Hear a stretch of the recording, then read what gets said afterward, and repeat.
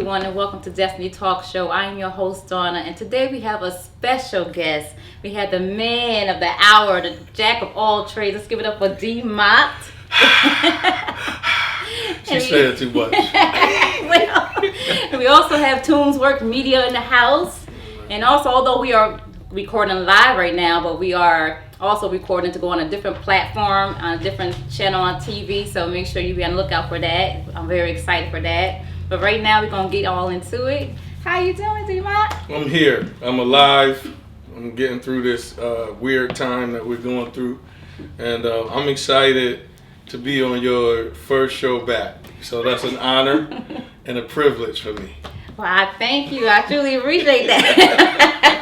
I truly appreciate it. I'm happy to have you for my first show. You know, you're doing a lot of things, a lot of great things out here in the world that people don't know about, but they will sooner or later. But before we get into the deep conversation or anything like that, let's tell them a little bit about yourself. Well, you know, there's nothing really too much about me. I think if I had to, you know, tell viewers about who I am as a person, I believe I'm a humble guy. I think I'm a person who has been called and chosen just to share with people about the love of Christ, you know, the love of God, even peace, you know, here on earth. I've been a person who has been in the church my entire life, but not always doing the right thing. Right. And so I think that, you know, that within itself qualifies me to understand how to teach people about peace, you know, how to teach about love. Because, you know, we talk about love and stuff like that, but we don't really know how to forgive. You know what I mean? And so I think, you know, if I just really had to just say, you know, who is D-Mott? I'm just a person who has the ambition of teaching people how to try to disagree agreeably, if you will. So never really considered myself to be talented, you know, never really considered myself to be, I guess, gifted, if you will. I think what I do because I have to do it. You know what I mean? So to answer your question, who am I? I don't really think I'm nobody. I think I'm somebody that just offers love, you know, peace, teaching for us to try to get along down here on this earth. You know? Well, I think you'd be a little bit modest, you know. You know, honestly, that's what I think I am. You know, I really do. I mean, to be honest, you know, sometimes I fail down here on earth, loving people too much. You know, I think we have to learn how to love, and I think learning how to love has everything to do with failure, even though the Bible says that, you know, now unto him who keeps us from falling, you know, God keeps us from falling, but sometimes we trip because, you know, we put too much emphasis or watch this, create boxes that don't exist. Right. You know what I mean? Sometimes in life I did that trying to be likable. You know what I mean? And then I killed myself in the midst of, you know, trying to be missionable or to be a missionary and do what I'm called to do. But I missed it sometimes because I did the nice thing instead of the right thing. Right. So, you know, that may sound humble or it may sound like I'm trying to be humble, but the truth of the matter is I'm just now just really trying to find my way of being who D-Mott really is. You know what I'm saying? Yeah, I don't know if I explained that right. You're but, good. No, you know, you're good. No, you're good. You know, you say, you know, we love too much sometimes. Yeah. You know, explain that to us. I think sometimes we give too much of ourselves to people who don't deserve it. You know what I mean? And I agree. When you do that, it's like a dumbing down of yourself. You know, a lot of times we do it because we want people to like us, or we want people to accept us, you know, or we want people to let us fit in. But what I found out in my life, and you know, and it's a good thing, you know, I think life is definitely worth living. You know, I wouldn't take back not one mistake that I've ever made. You know what I mean? I wouldn't say, man, if I could do this all over.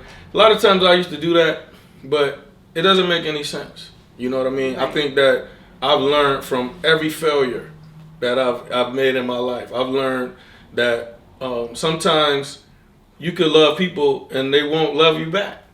You know, and we got to really understand like what is love. You know what I'm saying? And I'm Right. still trying to figure that out myself. You know, whether it's marriage, relationships with humans, Right. on the job. You know, dealing with your boss, dealing with siblings. Excuse me. You know, I mean, it's this world.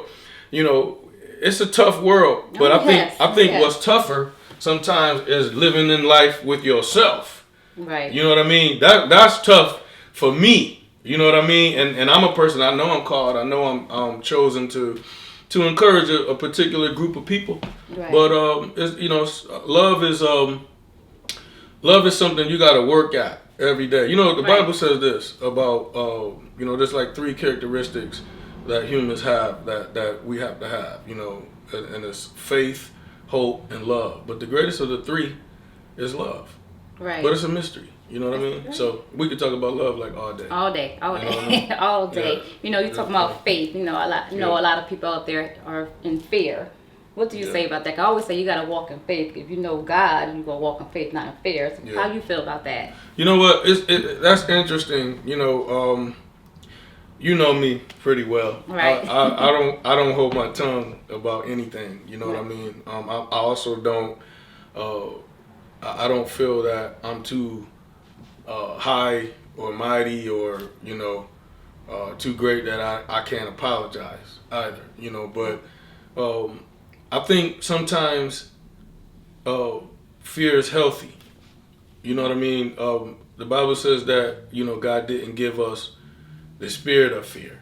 You know what I Right. mean? But of love, power, and a sound mind. But I think that the Bible also says this, and so because the Bible says that we have to have the fear of the Lord, it's 2 different kind of fears. Right. I believe. You know what I mean? And so in this season of this COVID pandemic, everybody's wearing masks and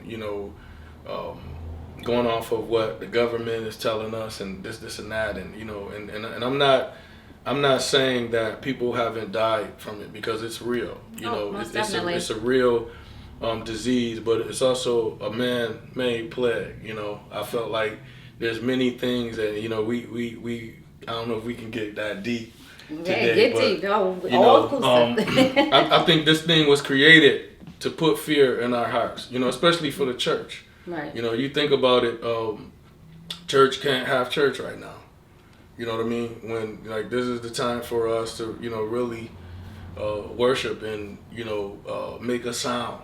How can you make a sound if you muzzled? You know what I Right. mean? How can you shake hands if you're afraid you're gonna get sick from shaking hands? How and truthfully, these masks are unhealthy for us. But and a lot of people feel some kind of way about that, but I feel differently. I feel like If you're wearing it like all day long, and you don't understand, you inhaling all that stuff inside, you can get sick from your own breathing in. You gotta let your lungs breathe. Right. Something that some people don't know. Like sidebar.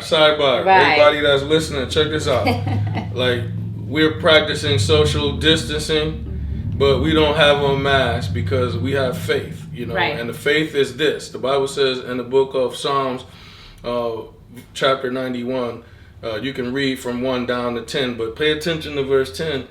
10 says that, no disease will enter the tent. And we're here, we're doing the Lord's work, and, getting back to living life. So we're covered. We both believe in the Father, and so we prayed up. So, Absolutely. but, back to what you were saying. Fear right now, people are gripped by fear. Right. Even myself, I think that this has been such a great time for me, because it has caused me to focus on what's really important.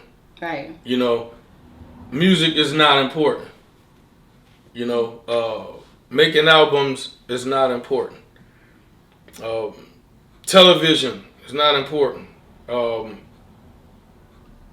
of the things that I was doing prior to COVID. Right. You know what I'm saying? Recording and all of that stuff, and thinking about the next move, and I believe that fear set in for me because now I have to really check myself and say, listen, am I really doing what the Father really want me to do?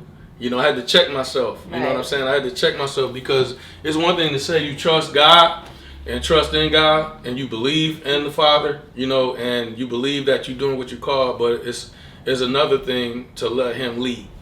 You know what I mean? A lot of times I think, we say, I'm doing this, I'm repping the Most High, da da da da, but then you doing all the moving.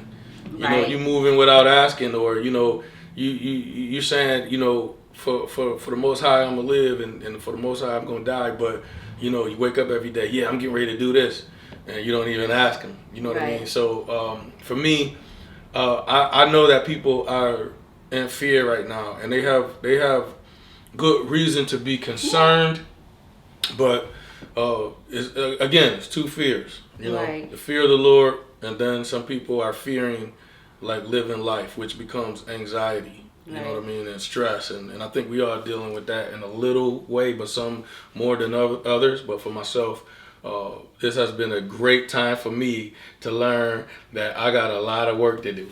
If you haven't learned anything in this pandemic, is to change yourself and be a better you.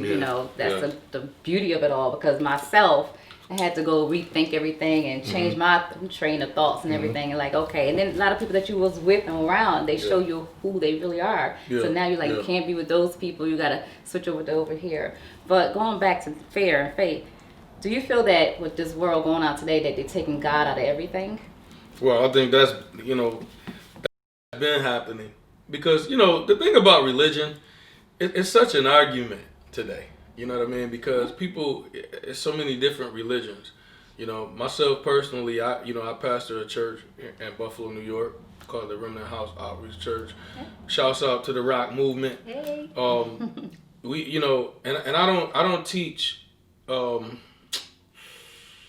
get in trouble for this, but I'm on Destiny Talk. You on Destiny Talk show. We keep it real. I don't do denomination. I think it perpetuates stereotype. You know what I mean? I think there's a lot going on today, and again, I'm not dismissing police brutality. I'm not dismissing the fact that yes, African Americans get a raw deal because of stereotype. Right. But if you think about it, religious days or any religious event is the most segregated event of any events. Right. Religion.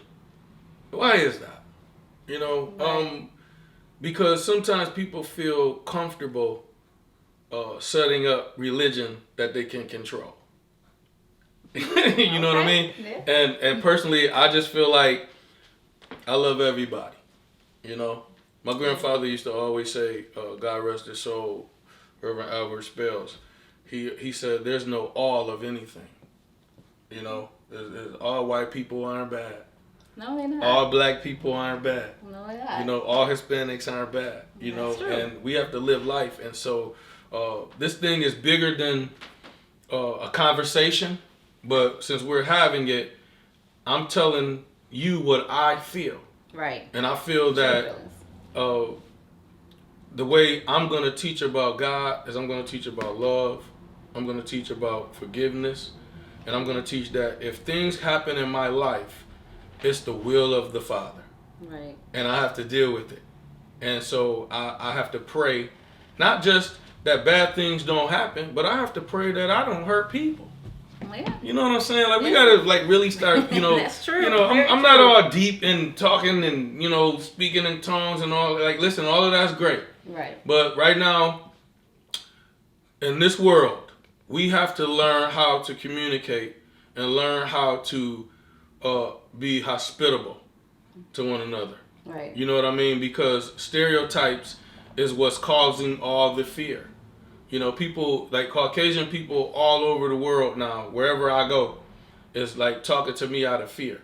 Right. And I have to spend like 5 minutes trying to figure out how do I make them comfortable without without them feeling like, what is this guy gonna think about what I'm saying? I know that Kumbaya is a long way off, But I feel like in my community, I'm gonna let everybody know. Listen, I love you. Okay, I love you because I love you. And if we Right. have a disagreement, let's let it be that. Right. You know what I'm saying? Yeah. So that's what I feel. Okay, let's know? move backwards for a Okay. second here, because you also are artist, singing, little whatever. Little He's artist, also an y'all. artist Just a and a little bit. musician. Yeah, How did yeah. all that came about? Like, which Okay. one you did first? You know, I come from a very musical and talented family. You know, my family, the Motley family from Buffalo, New York, and everybody sang. You know, everybody can sing. You know, my grandmother, my great grandmother, pastored. My father pastored. All of my grandparents pastored. My father-in-law is a bishop. My dad is a pastor now. So I learned about music in church, but I loved what I heard on the radio. I just didn't know that I could do that. Right. You know what I mean? Like I never knew that I could play drums or sing. You know, my dad bought me a guitar. Probably I was about maybe 5 years old, and I used to play that thing, and you know, I could play, but I never wanted to be like a musician. You know, and I always felt that everybody in my family was more talented than me anyway. So I kind of grew up you know, doing sports more. You know, I absolutely hated church. I had to go, so I made it like it was everywhere else. Like I made fun because I had to be there. But Right. I think as I got older, I started feeling like I needed to do it. So I started playing drums. You know, and I started connecting with some people. Lamont Perry, shouts out to Lamont Perry. He had a lot of faith in me. He would force me to play drums, and you know that's back when in church you had to play pocket. Like if you did anything extra, they were smacking you in the head. Talking about Right. play right. You know, so Lamont taught me pocket, and you know then there was a drummer named David Moore that he played for my dad's group, the Souls of Solomon, and then. My cousin Tyshawn Canada got arrested, so he was more my age, but he played everything. And so we started going to the church, you know, and I just started playing drums, and like overnight, it just worked. And I ended up playing at the church, and it was like, man, dude, you got a talent. So other people started calling me to play, and I think like within like 10 years of doing so, I was about retired. You know, God blessed me. I played with some of the greatest artists like of our day to day. Like little Cooney in them. Well, you know, people like that. Yeah. You know, I played on Earth, Wind and Fire's last album. Okay. A lot of, you know, I don't really get into name dropping, but Right. you know, for me, I feel like the opportunities to play with those caliber of musicians, but then also to play with a lot of the local artists, like because even in Buffalo, I played with all of the musicians here, you know, and everybody has something different, you know, to offer. Right. You know what I mean? Matter of fact, you know, shouts out to everybody that I played with from Buffalo. You know what I mean? You don't, things happen sometimes, and you know you lose relationship with people. But you know, if I could just say this, you know, everybody that I've played with here in the city of Buffalo, made me, helped me to get where I'm at today. So you know.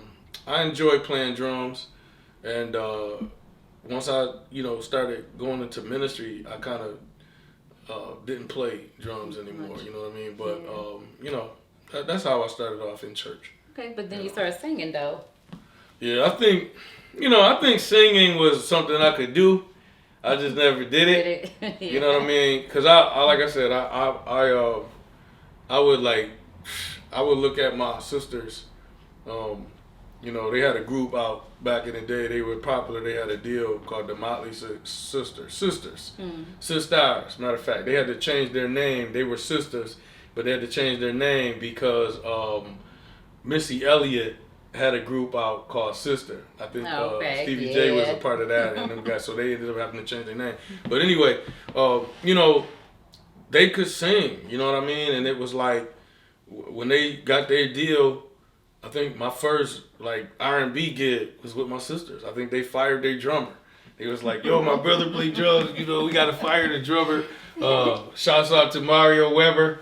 You know, Mario, he hired me, and you know, Calvin Palmer, them guys, and I think Bear McCarley, he was in that band, and so Tyshawn, I felt like, wow, man, I could do this, and from there, I ended up playing with like the greats like Kenny Hawkins, you know, Jerry Livingston, Wade, you know, guys like that, and some of the younger guys that even went on to do some marvelous things, you know what I mean? E. Will. From he played with Fantasia and other people like that. So Young World, you know, them guys. I grew up playing with them guys, and so you know I can't take those moments for granted. You know what I mean? Shouts out to Jackie Bellamy Copeland too. She was very instrumental in my life spiritually and also musically. I was her musical director for like 11 years, which is unheard of. You know, to indie for somebody that long, and so you know we traveled the world together, but yeah, you know, you got me going back now. That's okay. You know, I'm reminiscing now, but no, it's cool. Yeah, there was a lot of people. I probably shouldn't have named any names, to be honest, because there was so many musicians that really, you know, helped me. Special shouts out even to Rashawn Odell Northington. He was very instrumental in my life musically. And so Will Houghton too, you know, Will hired me a lot, and you know, it's just I shouldn't even be naming names, to be honest, because there's so many people out there that I played for in the city of Buffalo that like really helped me to get to the next level, you know what I mean? And so once I started, you know, doing recordings and things of that nature, it was kind of like, oh, okay, right, you know, okay, you know what I'm saying? So singing just kind of. I think singing really happened. Yeah, I think singing happened because of ministry, to be honest. But you know. Okay, you have this song out here. If y'all don't know, it's on YouTube and everything. It's called "Oh My God." I love that song.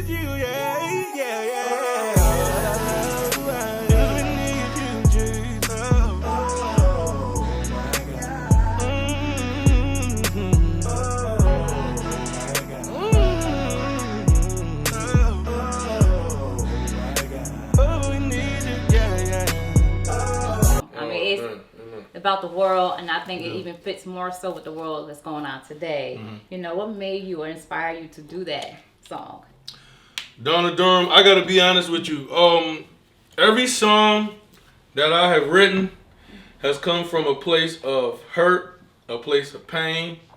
It's come from a place of isolation, a place of struggle. So the way I write songs and music is, how do I need God? You know what I mean? I've even been dabbling in some R&B, you know, because you know, I'm married.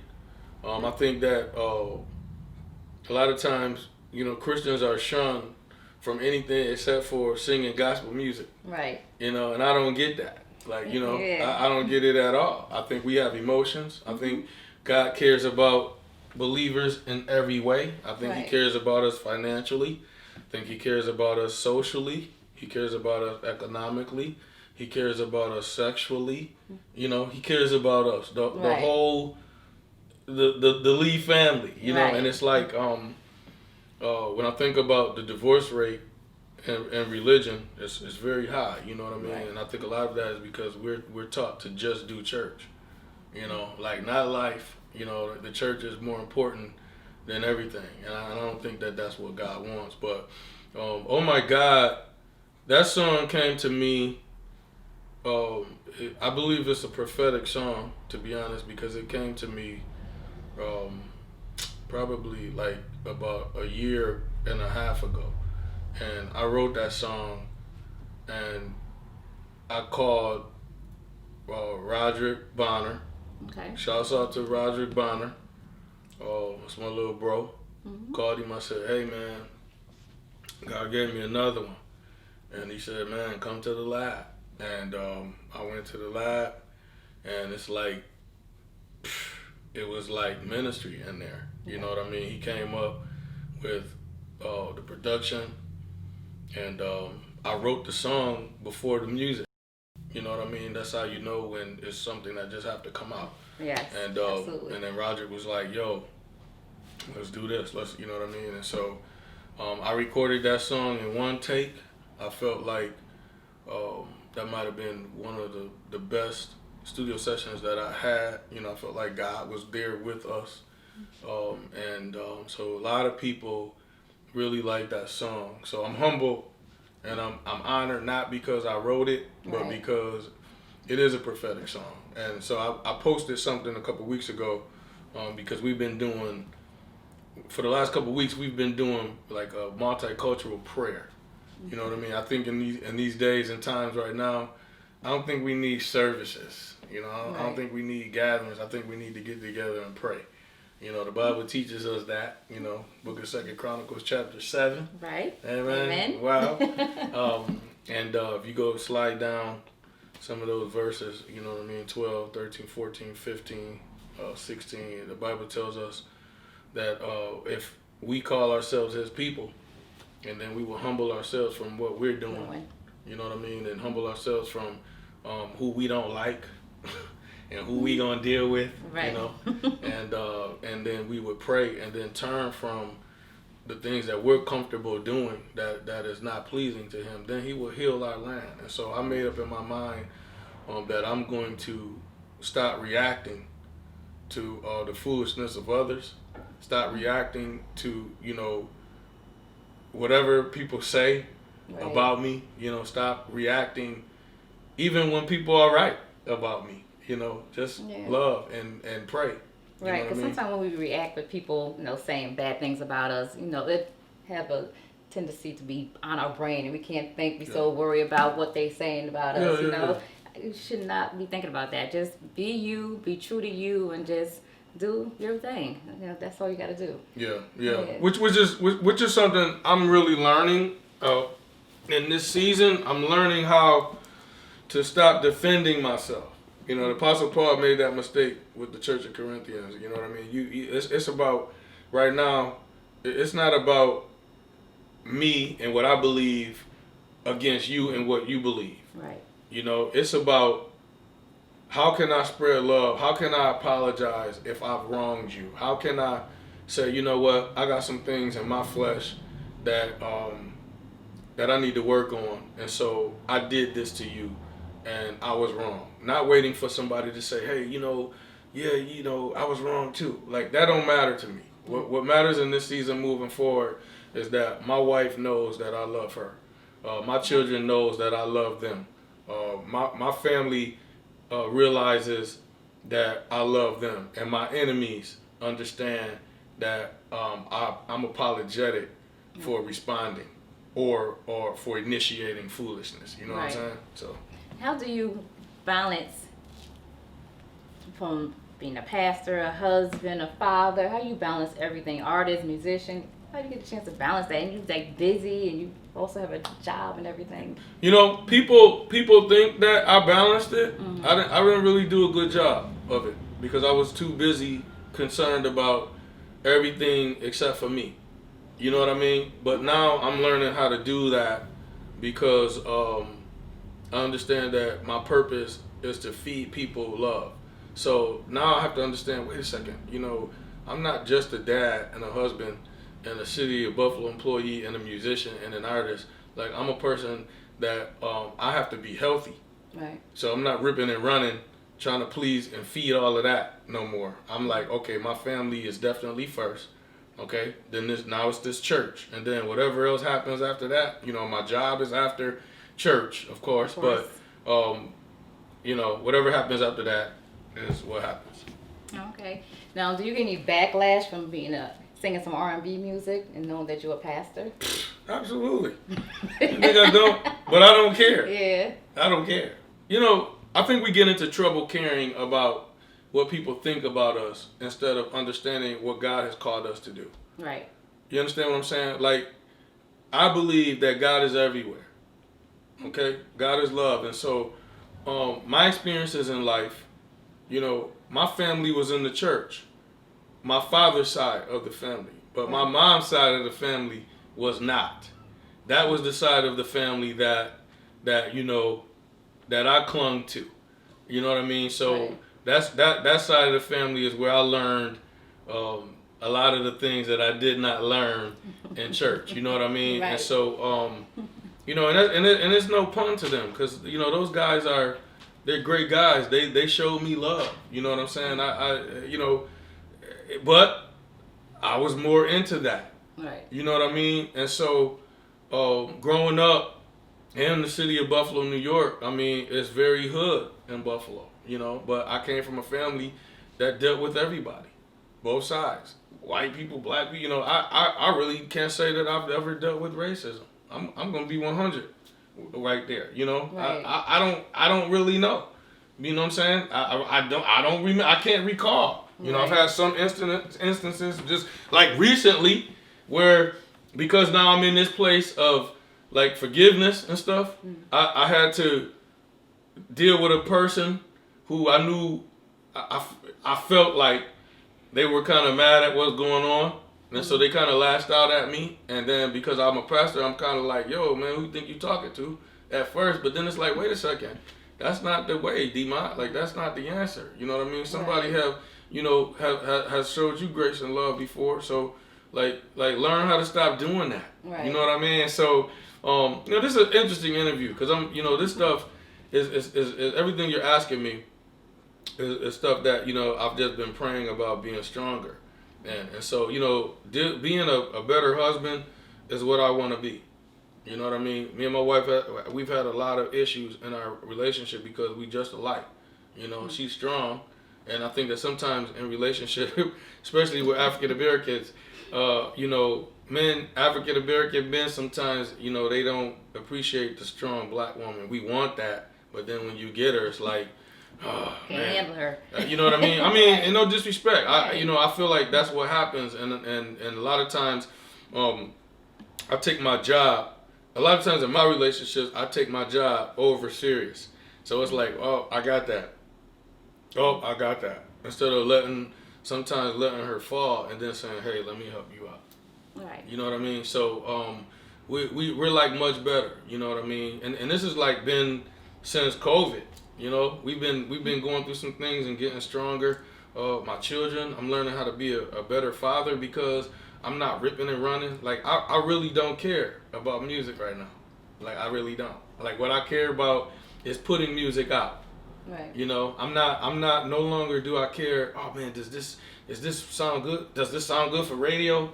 Right. Oh, is it 4 minutes and some second? Like no, I'm just, you know, God gave me some music a couple of days ago. You know, matter of fact, we getting ready to do something that is funny because you asked me about R&B. Do I get ridiculed for that? Absolutely, I do. But I'm getting ready to do an R&B album. Okay. You know, and I'm dedicating it to love. You know, men, women who are in love, those who want to fall in love with somebody else. I'm dedicating it to my wife. You know, and I don't care what people think because I'm a believer. And not only am I a believer, but I've been called to teach the strength that Christ has given for us by way of Daddy God, so that we can have peace in the midst of all of this struggle. Because the struggle is not going anywhere. Right.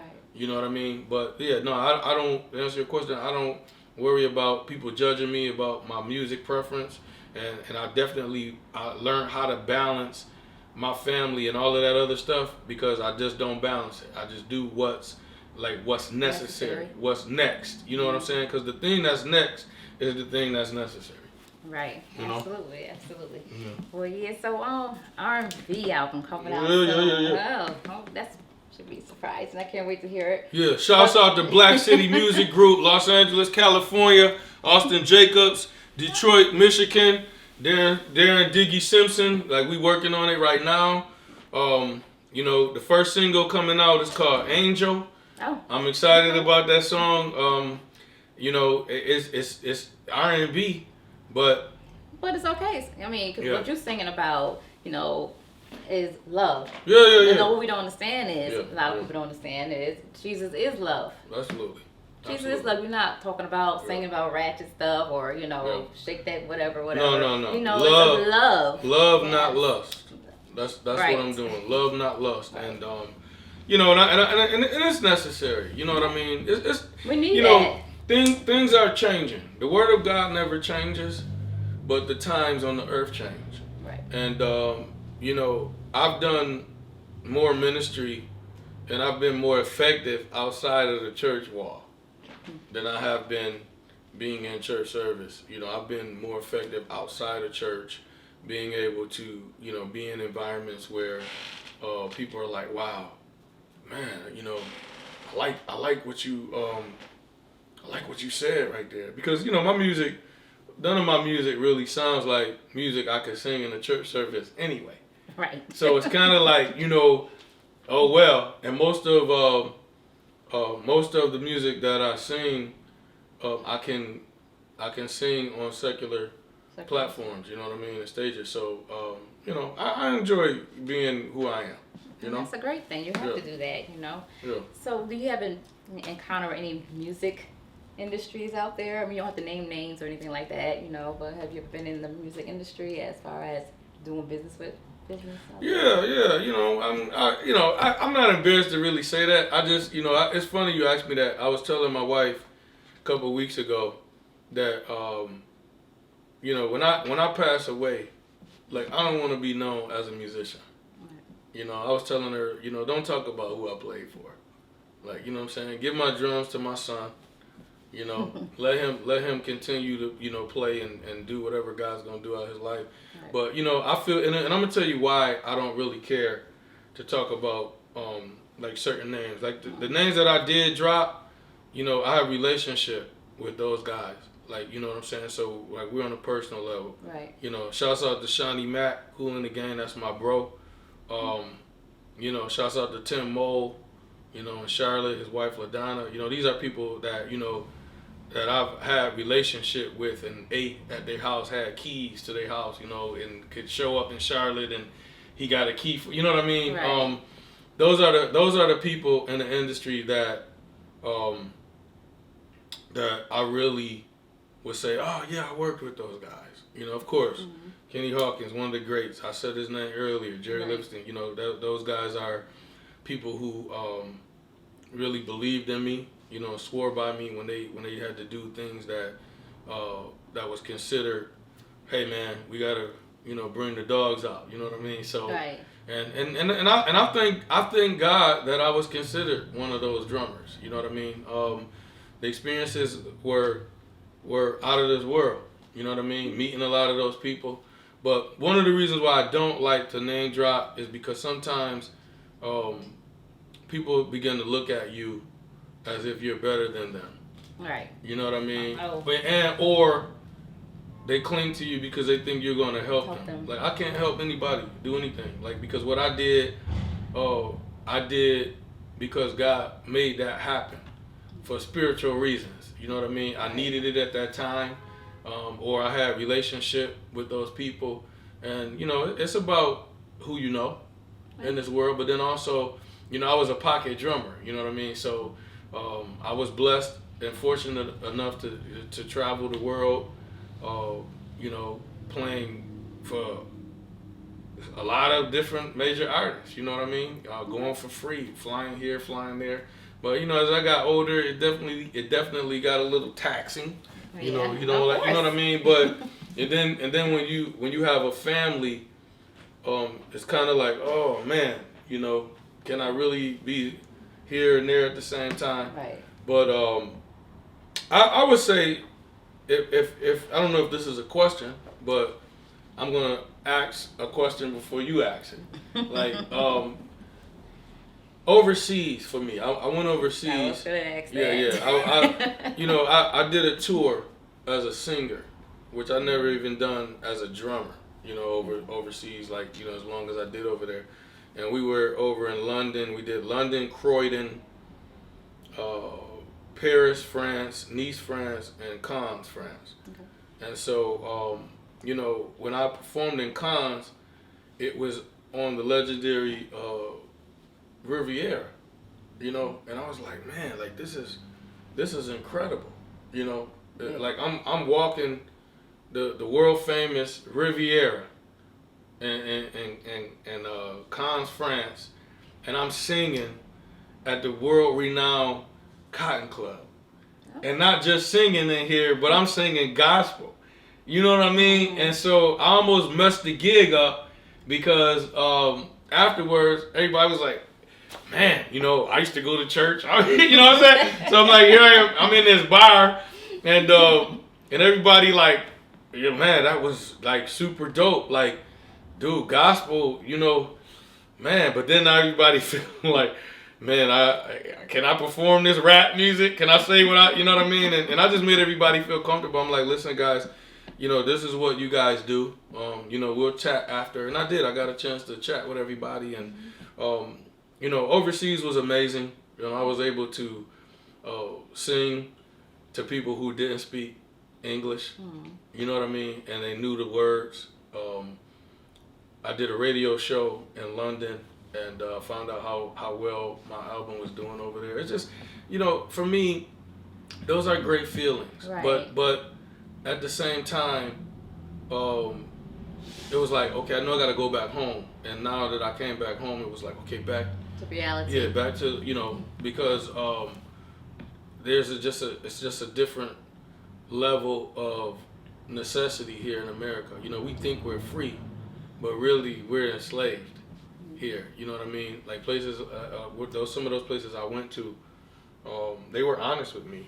You know, like, hey man, you know, people don't really like Americans over here, but you know, we like you. You know what I mean? Right. So for me, I think what I've gotten out of being a musician and a singer, I didn't, and I guess the word I would have to use, and this is a pretty strong word, put the children to bed, please. But like, I don't prostitute my gift. You know what I mean? Like to me, your show is just important if I was on Oprah Winfrey. Right. Like to me, you know what I mean? You a soul, you know. You working hard at what you do. Like, I just don't have that in me. Right. You know what I mean? Like, if I love you, I love you. And if you're good at what you do, I enjoy what you're doing. But it doesn't cause me to, like, do good things for you to try to, you know, manipulate you into being a family friend or a loved one. You know, and I think that that's the one thing I got out of the music business that I absolutely hate. You know, you don't know who's genuine. You know what I mean? Right. You can't trust people. You know what I mean? Especially not with your money. You know?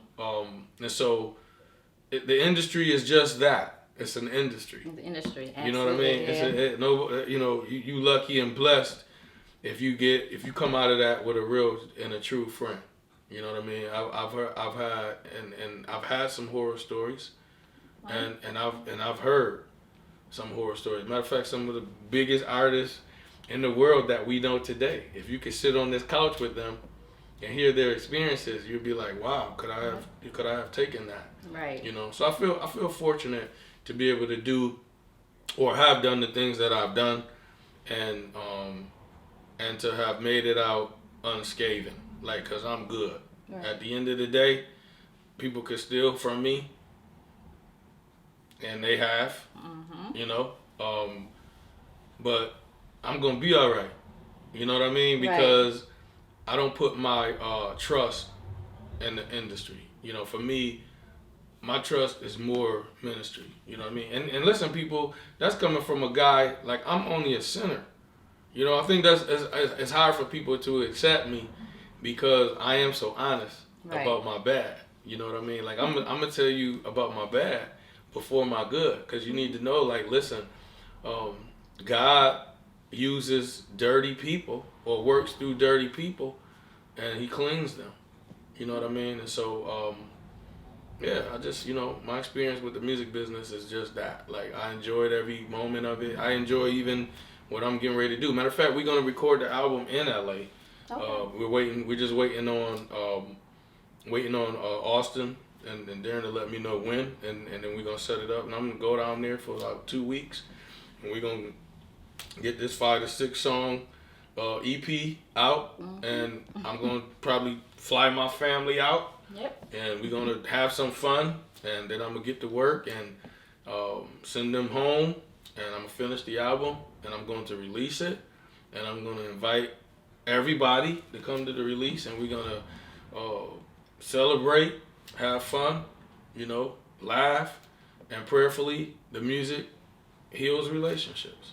Absolutely. It's supposed to, at least try to heal ourselves first and foremost. Yeah. No, if you have any wise words for people who's out there looking to be in the music industry, what would you say to them? Run! No, I'm just playing. I would say, don't get into the business trying to be rich. Don't get into the business just trying to be liked, or to be comfortable. Like, if you want to get into the music business, get into the music business because you love music. You know what I mean? Expect hardships. Matter of fact, nothing worth having is easy. Right. Like nothing. You know what I'm saying? So you have to weigh things out. And so I'm not really telling people to run per se. What I'm saying is you have to have some thick skin. Being in the industry, like trust me, it's more than writing a song and recording. I think that's only about 15% of it. Right. You know what I mean? The other 85 is stuff you gotta be ready for. All right, but if you're talented, go after it. You know what I mean? But just don't prostitute yourself in the process. Amen. Amen. Now, what do you say to people who's out there, battling, having it difficult with themselves, as in loving themselves? What would you say to those people? Wow, you know what? That's tough because you can encourage people with that, but at the end of the day, and at the beginning of the day, they have to look in that mirror and they have to learn how to like what they see. Right. I'm gonna be honest with you. I got tired of looking in the mirror and not liking what I see. A lot of people may have looked at me and liked what they saw, but I didn't like what I saw a lot. And I'm kind of hard on myself anyway, but I had to check myself within the last 30 or so years of my life and say, you know what, man, you didn't do that well. Or, you keep making the same mistakes. You keep repenting for the same thing. Like, now I believe it's a habit. I think now you want to fall, and so I had to apologize to some people. You know what I mean? I had to say, hey, you know what? You wasn't wrong. I was wrong. I should have never did this, said this, set that up, moved forward with that. And so what I made sure that I've done in the last 5 years of my life is every time I've offended someone, like, I've made sure that they knew that I was apologetic for it, you know what I mean? Right. And I wanted to move on, you know what I'm saying? Like, no matter who it is, like my children, you know what I mean? I have 6 children, 4 teenagers, you know what I mean? Beautiful girls, and they getting into boys, and you know what I mean? and it's like, that's tough for me, right? As a dad, but I was a little boy. I like somebody's daughter. You know what I'm saying? Sure. I did some things, so it was like, I had to soften up and say, wait a second. Come on, girls. Let's go take a walk. Let's talk about this because I don't want to force you to be sneaky. You know what I mean? So I'm at this point. I'm in a place, Donna, where I really realize that I'm only a sinner, saved by the grace of the Lord. You know what I mean? And so I'm not gonna stop doing what He called me to do simply because I struggle. Because if I stop doing that, then I forfeit His blessings because we all struggle. And so I had to stop looking at myself in the mirror and not liking what I saw. So I'm just telling people, like, listen, learn to love and trust who God made you to be. You have a purpose. Everybody has a purpose. I like to say in church all the time, you do know you got a purpose, right? You do know you got a purpose. I look at people, I call people names out, like, you have a purpose. And people be looking at me sometimes like, what's my purpose? I don't know. No, right. You got to find out your purpose. You know what God has gifted you with. You know where you should be going. And if you don't know, let's have a conversation. If you don't know, get into that book. You know what I mean? Again, there's so many discrepancies on religion. Sometimes people say to me, man, the Bible is, it's just, it's not unbelievable. It's this, is that. I'm like, listen, man, I'm going to tell you like this. Do I believe that the Bible has been tampered with? Absolutely. But what I do is I trust the revelation of God for me, for my life today through this scripture. You know what I mean? I'm not beefing with nobody for what they believe, Right. but don't beef with me. You know what I'm saying? Because I've had to try Christ. You know, I've had to try God. I've had to say, hey, I need you to do this, and they've done it for me. So don't be mad at me because he did it for me. Like, you know what I'm saying? You got to try it for yourself. And so people looking in the mirror, you know, let me say this too. A lot of times people got to stop looking in the mirror and looking for natural beauty. You know what I mean? Like, listen, natural beauty means nothing. Nothing. If your inner beauty is ugly. You know what I mean? It's a lot of beautiful women in the world, a lot of handsome men in the world. Right. But when you get in a relationship with a person that really don't love who they are, you know what I mean? Yeah. It's like it's a wrap for that. So I think it's two-part with that right there. You know, people have to learn to look in the mirror and say, you know what? I like who I'm becoming. You know what I'm saying? Does that make sense to you? No, it makes a lot of sense. Yeah, like Absolutely. you know, I and if you don't like who you're becoming, you need to try to like who you're becoming. Right, or change something that you Yeah. lacking. Change is Change important. is good. Yeah. Change is good. Absolutely. Yeah. Well, I would like to thank you so much for coming out and having this interview with me. You know, it was great to have you. Listen, thank you for having me on your show. Is there anything you would like to let the people out there know? Yeah, listen, just you know, I'm social, so I'm on Facebook. You know, go out and get the music. It's on Spotify, D''Mott. I'm on Instagram, the official DMOTT. Facebook, DMOTT Motley, Motley, and then like me at D''Mott. Twitter, I believe is @music. At DMott Music is Twitter. Reverb Nation, DMott. YouTube, the official, DMott the official on YouTube. And go out and get my music, people of God. I think you will like it. I think we are people of God, so I'm not excluding anybody out of that. Love yourself. You know what I'm saying? May heaven continue to smile on you. And DMott loves you, and there's nothing you could ever do about it. So now. Well, thank you everyone for coming out and watching this with us and everything, and I truly appreciate you, and I appreciate you as well, First Lady and everybody. You know, thank you so much. Make sure y'all tune in every other Monday at 7 p.m. Next time we will have somebody from NYC. You want to really get into the business, really talk about business. You want to be need a manager or anything like that. This is the person you would want to talk to. Again, thank you again. Pick God first. Stay blessed and stay safe. Amen.